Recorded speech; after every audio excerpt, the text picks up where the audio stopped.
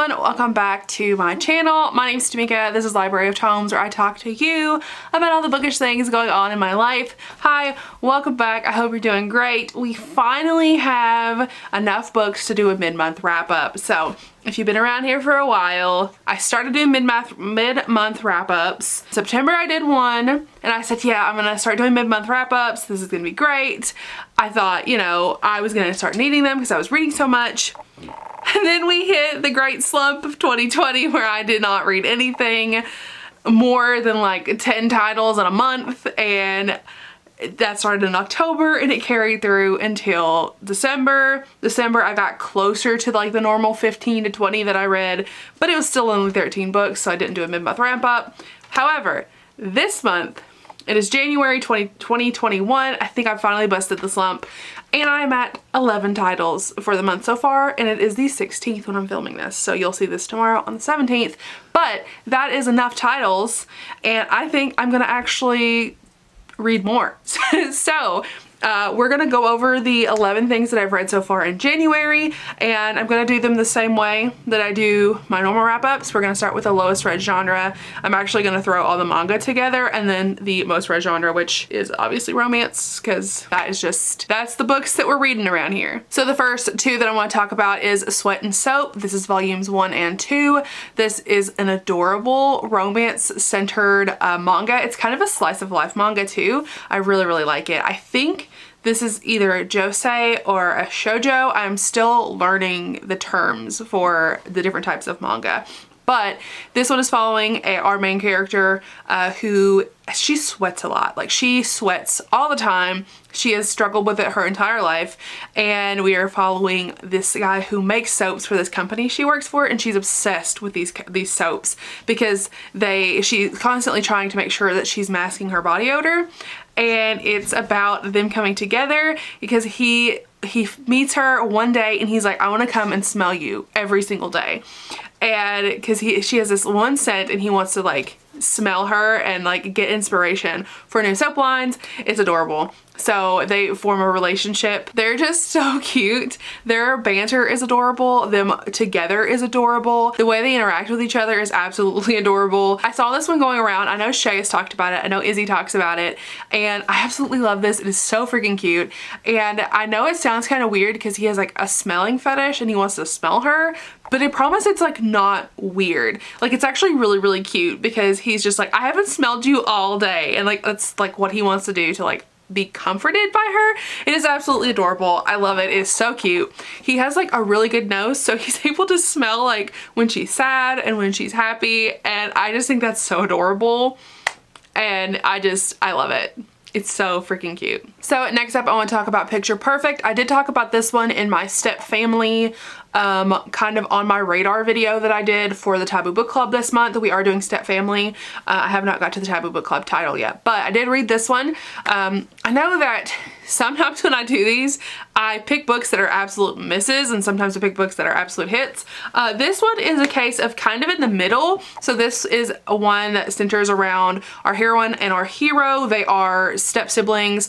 Their family is married together. They have a very undeniable attraction to one another. And our hero goes with our heroine to go to this modeling gig, and she's auditioning for it. And they think that they're auditioning for a sports magazine or a athletic type of like journal or something like that.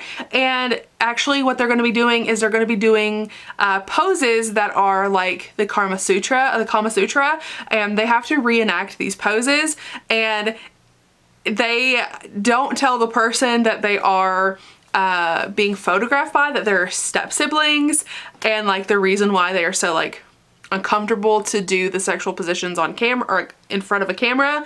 And it was actually pretty funny. I don't think that was the intent behind it, but it was absolutely comical.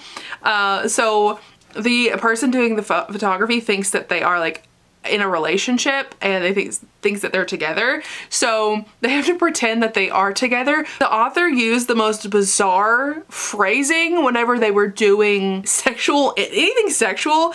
It was absolutely comical because she was just using like the most awkward phrasing. Like, she calls, I don't want to say it, but it's so funny. I don't know how she called it C-U-N-T, honey. I just don't want to say that word. Like, it just makes me uncomfortable to say on camera. So C-U-N-T, honey. And then she also called it P-U-S-S-Y, honey. And I was like, why did you make that decision? She also called the same word I just said and slit. She used that one a lot. That was a lot of use. Overall, hilarious. Like, I was laughing the entire time I was reading this. I don't think that was the intention, but it was very funny, and I really appreciated it. So I give it a 3.5 star. I thought it was hilarious.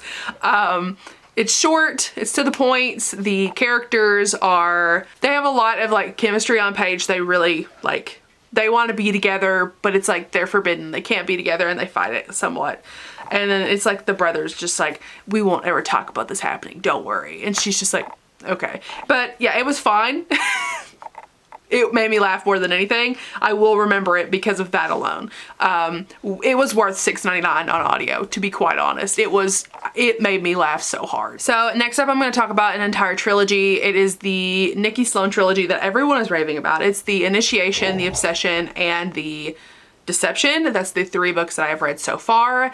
This is I would say, dark light. That's also what Izzy classified it as when she pitched it to me. It is weird. So there's a lot going on in this series, and I can't tell you about half of it, because if I do, I'm going to spoil it. So I'm going to tell you about the first book, and then I'm going to tell you that she did not end up with the one that I wanted her to end up with. I wanted her to end up with the other one. I felt like she had more chemistry with the other one, but whatever. It's not the point. I still enjoy the series. I still enjoyed the conclusion, and I am happy that the one she didn't end up with gets their own book, because I want to read that. So don't read the back of the 4th book or you'll know what I'm talking about. So the Initiation is about Marist, who is just a normal girl. She's living in a wealthy family. She's known that her entire life that her sister is going to marry this other guy who is like very wealthy. His family is like really powerful, and his name is escaping me for some reason, but they are, his dad's name's McAllister. I can remember that. Don't know why I can't remember Royce. The son's name's Royce. So her sister Emily is supposed to be married to this guy Royce. Like, she has been destined her entire life that she has to get married to him. And something ends up happening, and Marist has to take her place and become the sister that marries into this family to make sure everything's all good and like dandy. And she has to also take part in the initiation. And I cannot tell you what the initiation is because it spoils like a big chunk of the book. But I will tell you, Marist is put in some like compromising positions where she has to basically be forced into things, but she's willing at the same time. Like, she does it because she doesn't have a choice but to do it, but she also does have a choice. Like, she could walk away if she wanted to, but in return she would lose everything. So essentially we are dealing with like forced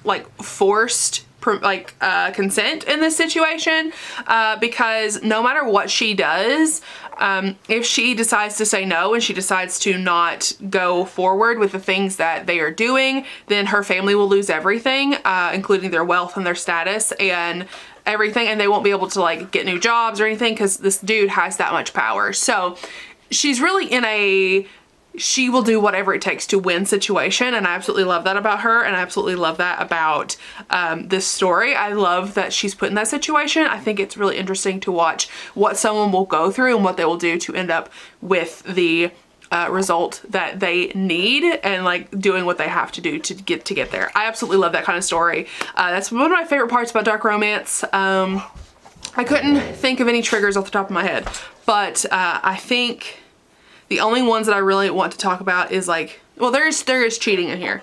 Not between our love interests though. There's just cheating with other people, because like I said, Marist is just put in a situation where she has to do whatever she has to do, and she does not have a choice in it. So yeah, it is absolutely nuts. This is, like I said, dark, but it's like light dark, good like introduction point, a good like entryway. I really recommend it. It's really good. I wish I would have read it sooner, but I was really stuck on the like Greek mythology part. I was like, no, I don't want to read that. But then I read it and I actually really liked the way the author included the Greek mythology. I thought it was really cool. But next up we have Dirty Kisses by Kenya Wright. This one is a mafia slash like mob boss kind of situation. So Emily, who's our heroine, is a washer. She like washes the dirty money, right? And our mob boss, whose name I can't remember, Casimir? Our mob boss Casimir gets Emily on his radar because her brother is suspected of like killing someone who's like really important to him. So in order to get her brother back, she has to then become his washer and clean all of this dirty money that he has and essentially launder that money. And it's then forcing them together and their relationship. What I want to say about this one is I really enjoyed some of the situations that happened in here and getting to see how clever Emily was. She was absolutely amazing. She was so smart, and I loved watching her like the way that she like process things and the way that she like would come up with things on the fly. I absolutely loved her, and like her wit and like how smart she was and like how she paid attention to things. Amazing. Loved her so much. I thought that the end part of this, like the ending part of it, was super interesting. There was a really cool plot twist at the end that's not necessarily a plot twist, but like a backstory piece. I thought amazing. Loved that. And yeah, I want to definitely continue this.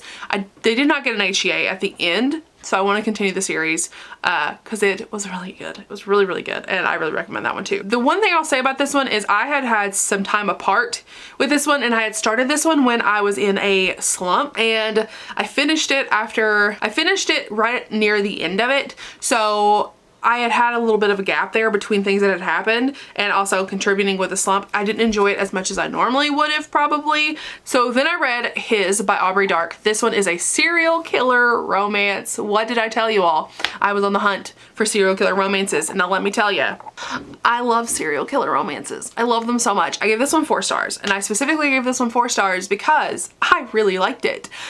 This one follows this girl who is, let me get their names because I've already forgotten them. So I can't remember our hero and our heroine's name. So our hero is a serial killer, and he kills people who like deserve to be killed, like people who like cheat on their wives or they beat their families, and you know, bad people before they can do like really bad things. So our heroine is dared to kiss the most attractive person she sees. Like the first most attractive person she sees, she has to kiss them. And she does it, and it's our hero. And she gives him her number. She comes on him, and he's like, sorry, I don't date anyone. And that's it. That's the end of it. So her best friend, she tells her best friend she didn't kiss him, and like she just didn't do it. And her best friend gives her this like cryptic note, and she says, I think he dropped this. I think that you should like take it to him. So she goes to his house, and homeboy is committing a murder, right? So she's just like, what? What is going on? And he like takes her in, he kidnaps her, and he's just like, all right, I got rid of your car, I got rid of your phone, you're never leaving. And he's like, I don't want to kill her, so I have to convince her to fall in love with me. All right. Sign me up. I'm in. Like, you know, like it was so good. I really, really enjoyed listening to this one. I listened to it on audio. It was like an 8-hour audiobook or something. It was really good. It was so fun and like interesting to watch. I will say, I really enjoyed listening to it. I really enjoyed the story. I really enjoyed the conversations they would have. I really enjoyed them coming together and like actually falling in love and not just like, you know, doing it because that's, you know, because they had to, because essentially there's no way out of the situation. So she's like, well, maybe I'll fall in love with him. Felt like it moved a little quickly, but it was a short audiobook, so I wasn't really expecting it not to move kind of quickly. So it was really fun while I was listening to it. Will this end up on my favorites list? Probably not. It probably will not be as memorable later on, but I still really recommend you read it. I think it was really fun, and it was definitely fun while I was listening to it, because I listened to it in like, what, 4 hours because I'm on 2 times speed. It was fun. So then I read A Hunger Like No Other and No Rest for the Wicked, both by Kresley Cole for the Immortals After Dark read along that Izzy and Charles are doing. And I literally got these from Izzy. Like I just logged into her Audible and I was like, let me have that. So I listened to these from Izzy, like from her Audible. And they were fun and I liked them. I won't say too much about them. They are paranormal romances. I really liked the characters in the first one, Emmeline and can't remember what our hero's name is, but he literally rips his whole leg off to get to her. He gives like a captor-captive situation. I have heard some people say that this has dubious consent in it. I didn't really read it as that because he kind of stopped every time she said no. But like, just know that that is a concern that people have, that there's like a non-consent or a dubious consent. I didn't really get that, but I might have like been zoned out whenever I was listening to it, because I was having a little bit of trouble listening to these this week. So yeah, I might have like skipped right over it. So if I did, just let me know in the comments. But I really did feel like it was just like he said no every time she told him no. But I enjoyed it. The second one, I really struggled with it at the beginning, but I ended up really, really loving Sebastian. I felt like he was such a fun character. So essentially with Sebastian, when he meets his first true, like when he meets his bride, because he's a vampire, his heart will start beating again. And the girl who he is supposed to, be mated with, she will have emotion again, because she went 1,000 years with no emotion because she lost her sisters in a battle. So they were both really fun and I really liked them. I gave them both 3.5 stars. I really liked Sebastian in the second one. I think if I hadn't have been kind of like slumpy with that one, because I was getting a little slumpy, I've realized I can only listen to like one paranormal in a week because I'm kind of still burnt out on paranormal. I don't know what happened, but I am a little burnt out because I still can't get through the 6th book in the Black Dagger Brotherhood. So yeah, I enjoyed it and I definitely want to keep reading these, but I'm definitely going to be waiting until next week to start the next one, just because I don't want to burn out even worse, because I do want to continue listening to these for the Immortals After Dark. But I liked it and they were fun, and if you want to check them out, then I definitely think you should. Alright, and then we have lastly My Dad's Best Friend by Katie Robert. I got this as early access, but I did not read it until just now. This just recently dropped, I think. This is a dad's best friend romance. There's not a lot to say here. It's Katie Robert, it's smut. Just like with Your Dad Will Do. The premise is great. Katie's writing is amazing. The way that the characters act around each other is awesome. The smut is beautiful. Like, it's amazing smut. Like, she writes great smut, right? But I can only read her Touch of Taboo series in like very, very small bursts because I get very bored.